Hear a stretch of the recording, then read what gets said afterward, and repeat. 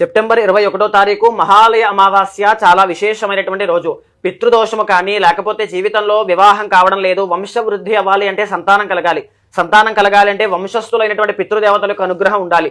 చక్కని సంతానం కలగాలన్నా, సంతానం యొక్క ఎదుగుదల చాలా బాగుండాలన్నా, జీవితంలో సెటిల్మెంట్ కానీ ఏదైనా సరే ఎనీథింగ్ అండి, పితృదోషం అనేటువంటిది పోవాలి, లైఫ్ అంతా బాగుండాలి అనుకుంటే ఎక్కడెక్కడికో దివ్యక్షేత్రాలకు వెళ్ళి మనం కష్టపడుతూ చేస్తూ ఉంటాం. కానీ మీ ఇంట్లోనే తప్పకుండా ఈ మహాలయ అమావాస్య నాడు 21వ తారీఖు ఆదివారం నాడు మీ ఇంట్లో చనిపోయినటువంటి పితృదేవతల పేరు చెప్పి అన్నదానం చేసిన ఒక 5గురికో 10 మందికో లేదా నల్ల నువ్వులు దానంగా ఇచ్చిన, శక్తి ఉన్న వాళ్ళు పితృతర్పణములు అనేటువంటివి కానీ శ్రాద్ధకర్మ అనేటువంటిది ఆ రోజు చేసిన సంపూర్ణమైనటువంటి పితృదేవతలకు అనుగ్రహం కలుగుతుంది.